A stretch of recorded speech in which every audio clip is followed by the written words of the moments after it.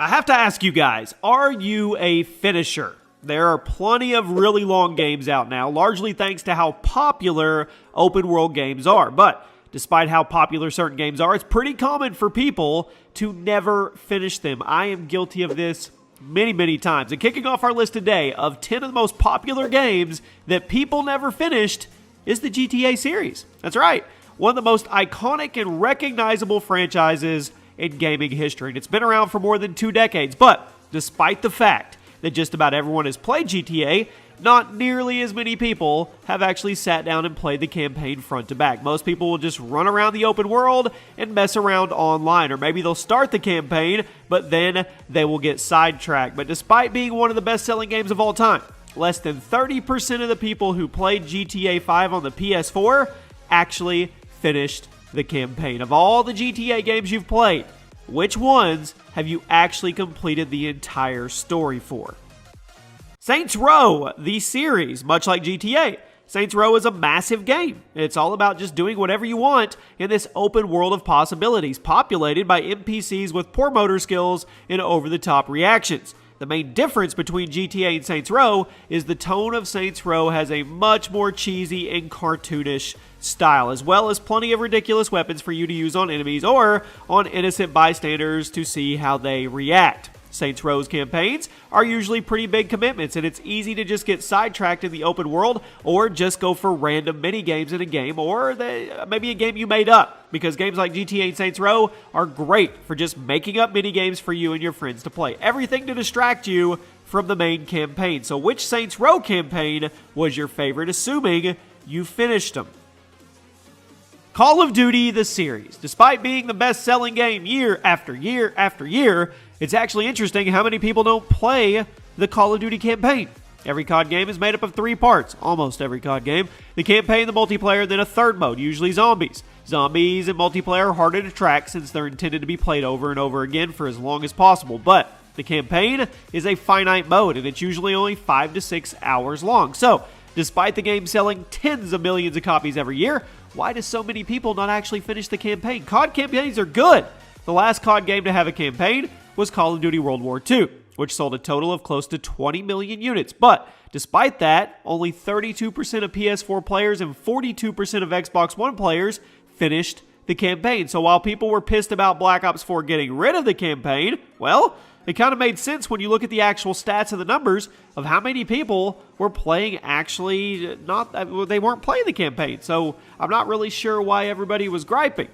Dark Souls. Now, this is one of the most popular franchises of the last decade due to many reasons. It has a very unique gameplay formula, and its innovative combat system had a huge influence on third-person games and action RPGs to this day. But how many people have actually completed a Dark Souls game when compared to how many people have tried them?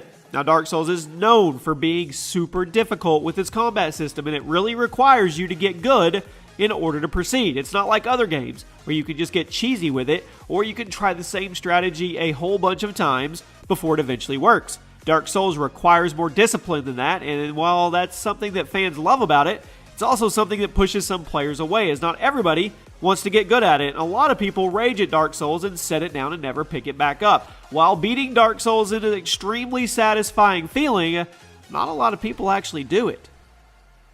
The Battlefield series. Now, Battlefield is one of the best-selling franchises of all time, but it's kind of the same thing. It's in the same boat as Call of Duty, which we discussed earlier.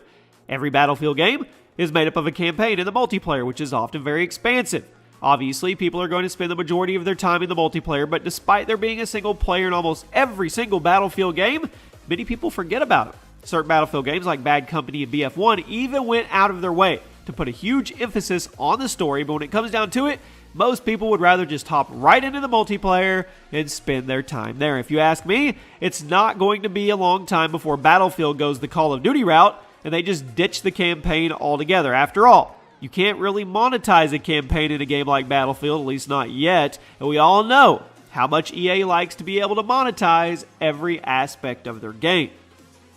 Guitar Hero, the series. This was a great franchise, rest in peace, for you to just get together with your buddies and play around, or for you just to play by yourself. and feel like a rock star. But one thing that people seem to forget about the Guitar Hero series, they actually had a story. That's right, they had a story. Every single Guitar Hero game had a single-player campaign, and many of them also had a separate co-op campaign, which was actually a pretty cool touch. I wish more games did that today, but how many people actually played it?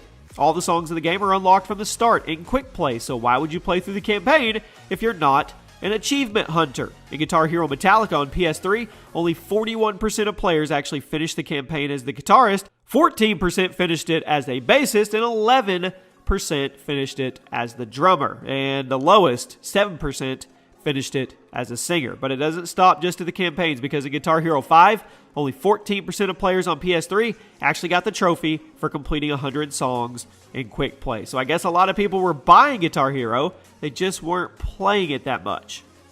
Assassin's Creed Odyssey, one of the best-selling games of the year, and it was also by far the most expansive game in the series. I played through the entire thing, I loved it. As opposed to being a more linear stealth game like older Assassin's Creed games, Odyssey is a full-blown open-world RPG with a massive map and tons of side quests for you to get lost in. But like many RPGs of this size, it can be easy to get lost in the spectacle in the amount of side activities constantly competing for your attention. Many people also walked away from Odyssey due to the repetitive nature of the side quests, and I understand that. It's definitely not for everybody. The grind was real. But when you compare the amount of people who tried Odyssey to the amount of people who got to the end of the story, I'm willing to bet the numbers are very different. The Witcher 3 Wild Hunt, one of the greatest games of all time. It's a massive open-world RPG with a great story and a soundtrack to boot. But despite the amazing storytelling, the amazing graphics, everything, it seems like not a whole lot of people actually saw this one all the way through the end. As of the recording of this video, only 42% of Xbox One players and 41% of PS4 players actually got the achievement or trophy for finishing the game on any difficulty. Now, I kind of understand this one due to the fact that this is a huge game. This is a long game, and the average playthrough will take you over 50 hours. It's pretty interesting to consider how many people say this is one of the best games ever made, but then see that less than half of those people who bought it on console actually finished it. So how would they know? The Destiny series. Destiny is one of those games that just about everybody has played at one point or another, but it's also a game that unfortunately a lot of people have walked away from for multiple reasons. It's a game with a lot of stuff to do, but when you look at the actual statistics of achievements and trophies, not a whole lot of people are actually doing it. In Destiny 1, only 46% of Xbox One and 40% of PS4 players completed a raid, and across both platforms, only about 35% of players have fully upgraded at least one subclass. And you jump over to Destiny 2, well, it's a similar story. Only about half the total player base have acquired all the subclasses, and only 26% of PS4 players and 32% of Xbox One players have actually completed the Leviathan raid. Very, very interesting. And at number 1 today, SKYRIM. One of the best-selling games of all time. This is another one of those open-world games that's really easy to get lost in and completely lose track of your main objective. And this has led to a lot of people not actually finishing what they started, despite how good the actual story of SKYRIM is. Less than half of Xbox SKYRIM players have completed 10 side quests, and that's not a lot. And only about 40% have reached level 50. On the PlayStation, it wasn't doing much better.